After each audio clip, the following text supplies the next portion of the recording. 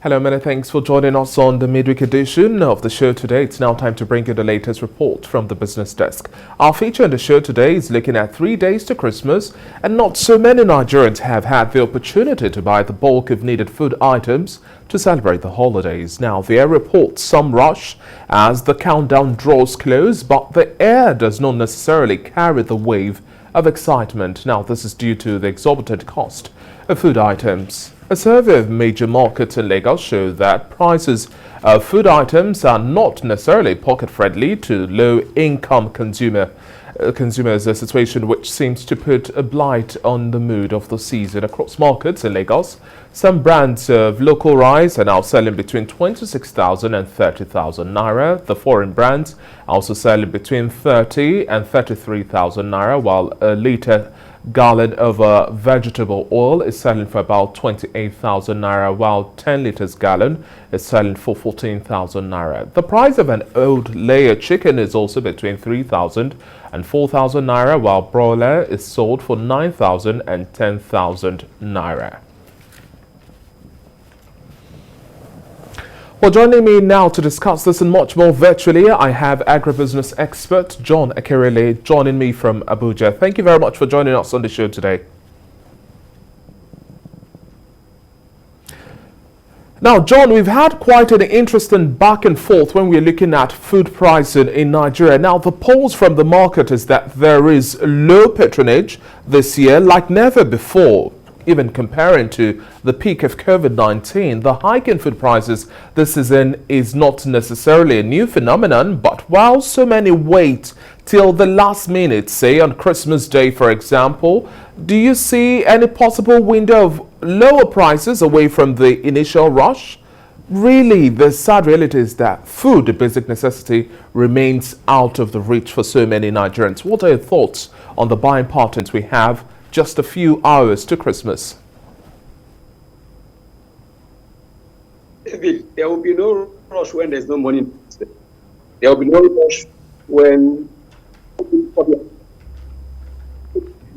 pension is not there.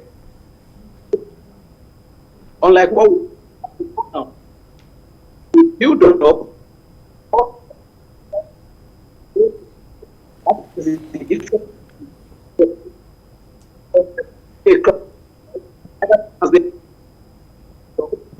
They're expecting a crash in price. Price will come to is a fact void, and it cannot the slash process of the profit, not even of a so.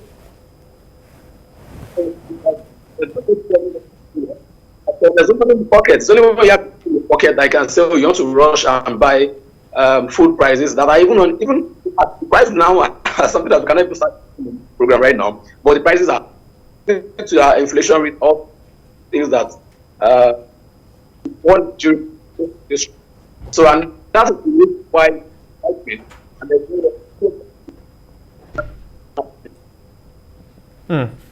Now, John, do you think there's any window really now of lower prices, especially for those that still wait until Christmas Day before making any purchase? We saw that narrative during the Eid celebration months ago, especially majorly within the livestock market. Do you think the prices will likely come down away from this initial phase of the usual Christmas hike? Do you see any price change as people wait till the very last minute?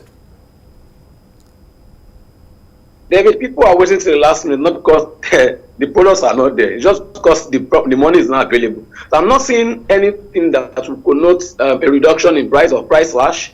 Okay, for the fact that they are even selling at the rate they are selling in the market now. Talk of your chicken is not the normal rate that connotes profit.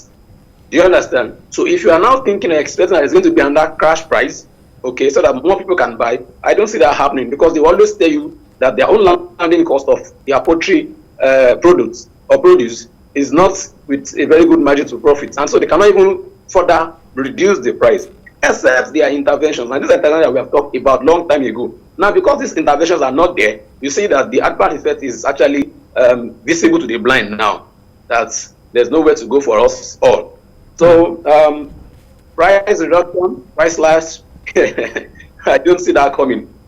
So there's no light at the end of the tunnel for those who are keeping their fingers crossed and expecting some little change saved. Well, let's talk now more seriously about prepping ahead for the year 2022. We've had so many conversations around this, but how do we now aggressively drive down the cost of food, and what would be the economic cost of tackling food crisis head on at local government level, state and federal level? We cannot continue with this double-digit food inflation that we have at hand right now. David, as a person, as a business owner, and a farmer in Nigeria, I'm vindicated. Okay, if you go back to check our previous episodes on this program, these are so many things we have been talking about from the beginning of the year, and this is the ending of the year. These are things that have been predicted. That if we don't do this, we don't do that, these are things that will happen, and that has happened. So for me, as a young person doing business in Nigeria, my hands are clean, I'm vindicated. It's now left for our government, to go back and watch our previous episode and then take the bull by the horn to say, let's look out for interventions for agriculture produce. Let's look at how we can reduce food wastages.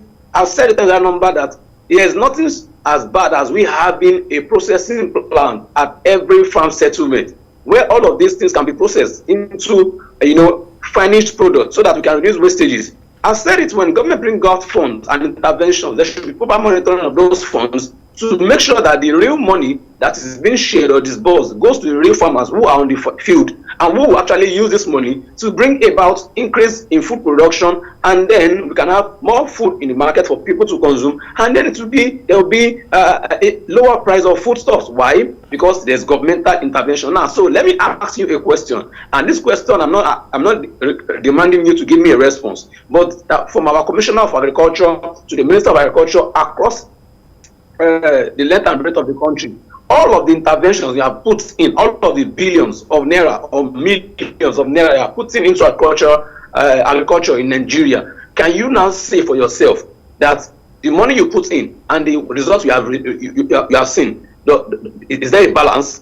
There's no balance somewhere. So it means that either the government is not being sincere in its own part as to farmers and even to our food crisis. Maybe because they are government officials, they drive in their big cars and all around, they can always get those foodstuffs even when they're expensive. Why? Because there's public funds available for them to spend at their will and anytime they want to spend the money. But for people like us who are on the street, who are the masses, we don't have the luxury of such. So government must make sure that as they are approaching the election year, they are intentional about their plans, about their roadmaps, about looking at the year review. How have we gone wrong? What can we do? How can we do this? These are questions. When you ask questions, I think at this end of this year now, there should be a retreat for all of the commissioners of agriculture all across the entire of the country. Even the minister should have a meeting and say, okay, where did we get it wrong, people? How can we move on from here? How can we augment some of these challenges and lapses that we have had in agriculture? Is a very broad chain. So if you're looking at the tilling of the ground, the production, if you're looking at the processing, those who want to make it finance product, they're looking at transportation, they're looking at logistics, they're looking at food seedlings, of agro produce. You're looking at how to sell, how to move from the market, from the farm to the market, and how we can maximize profit all across the value chain of agriculture. We are looking at also how to bring in food, how to bring in materials, implements, farm tools that will help these farmers, run on a large scale and then be more efficient in terms of food production. I think our government, their ears is not really working, and they should open their eyes and ear now to listen to what we have been saying. If not, the food crisis will be more, in fact, worse than what we are seeing now. But I pray we don't get to that stage. But not only prayer, but then everybody should be on their feet, sit by it. Government officials should know that it's a time for them to work and not to spend largesse around and be gallivanting even when the country is in the midst of food crisis. So as a people and as a government, I only appeal to Nigerians, please, this festive period, you might not have the luxury of your normal chicken I used to buy every year. Okay, if it's fish you can afford, please go ahead, buy your fish, enjoy yourself, and be grateful to God. But on the other hand, also let us also wake up to charge our government officials who have the responsibilities of giving dividend of democracy. Exactly, John. both at Exactly, the John. local level, state level, and federal government level. John, thank you very much for your time on the Breakfast Show this morning. It's been a pleasure speaking with you. The reality on ground is that we are dealing with a food crisis, and so many Nigerians day in, day out are falling below the poverty line. Hence, it's making it much more difficult to feed. We just hope that the Christmas season will put a smile on average Nigerians as we continue to forge ahead and hope for better days.